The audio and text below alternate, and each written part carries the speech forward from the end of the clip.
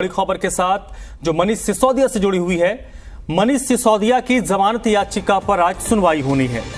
देश की सर्वोच्च अदालत में आज मनीष सिसोदिया की जमानत याचिका पर सुनवाई होगी। सिसोदिया की जमानत याचिका इस वक्त सुप्रीम कोर्ट में लंबित है। इस मामले पर आज सुनवाई होनी है। मनीष सिसोदिया के खिलाफ ईडी और सीबीआई की तरफ से अलग अलग मामले दर्ज किए गए हैं। कथित शराब घोटाले के मामले में दिल्ली के पूर्व उप मुख्यमंत्री मनीष सिसोदिया की जमानत याचिका पर सुप्रीम कोर्ट आज सुनवाई करेगा। इससे पहले 5 अक्टूबर को सुप्रीम कोर्ट में जमानत याचिका पर सुनवाई हुई थी। आबकारी नीति के मामले में 26 फरवरी को सीबीआई ने मनीष सिसोदिया को गिरफ्तार किया था।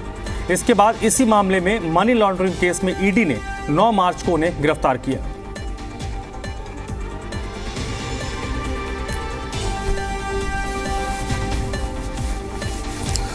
अरविंद सिंह इस वक्त मेरे साथ जुड़ चुके हैं इसी पर ज्यादा जानकारी के लिए। अरविंद, आज जो सुनवाई होनी है ये कलेक्टिवली दोनों मामलों की है, किसी पर्टिकुलर एक मामले में उनकी सुनवाई होगी?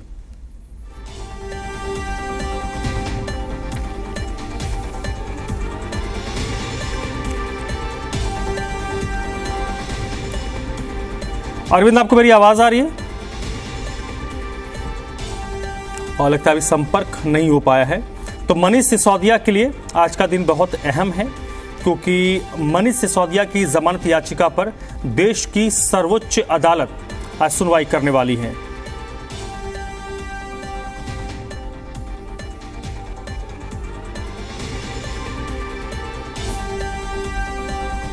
अरविंद सिंह एक बार फिर से मेरे साथ जुड़ चुके हैं इसी पर ज्यादा जानकारी के साथ।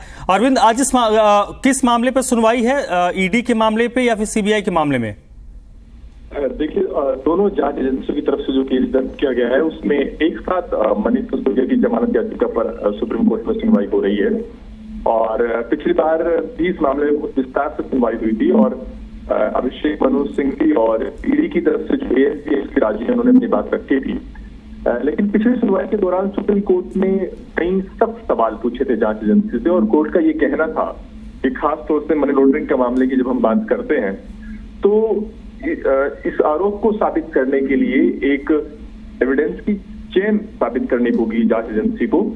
ये आरोप लगाया जा सकता है कि एक खास लॉबी के प्रेशर में पैसा जनरेट करने के लिए आबकारी नीति में बदलाव किया गया हो।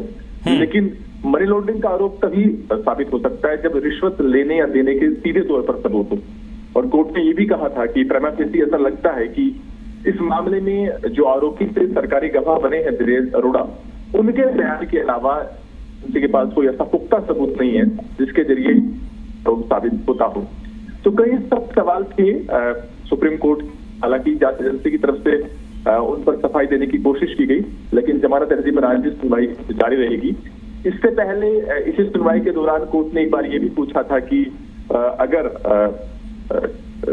ये आरोप है कि किसी खास राजनीतिक पार्टी को फायदा पहुंचा है तो फिर मनीष सिसोदिया को ही आरोपी क्यों बनाया गया, बाकी दूसरी आम आदमी पार्टी को आरोपी क्यों नहीं बनाया गया। लेकिन कोर्ट ने साथ में ये भी कहा था कि ये बात मनीष सिसोदिया के वकील जो सीधे तौर पर नहीं कह रहे हैं, वो सवाल कोर्ट सीधे तौर पर उनसे पूछ रहा है। हालांकि अगले दिन कोर्ट ने साफ किया था कि इस सवाल का मकसद सिर्फ एक लीगल सवाल पूछना था सुनवाई के दौरान, और अदालत इस तरह के सवाल पूछती है।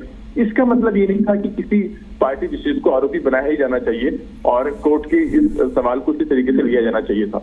और दूसरी ओर एएसपी राजू ने भी ये साफ किया था कि जो भी जिनके खिलाफ भी सबूत होंगे उनके खिलाफ कार्रवाई होगी, लेकिन उनकी तरफ से इस बात का हिंट किया गया था कि फिलहाल आम आदमी पार्टी को आरोपी बनाई जैसी कोई बात जांच एजेंसी की तरफ से है नहीं। बहरहाल आज भी सुनवाई जारी रहेगी और मुझे लगता है कि आज इस मामले पर विस्तार से सुनवाई होगी और चीजें रखी जाएंगी। बहुत बहुत शुक्रिया अरविंद आपका जानकारी के लिए।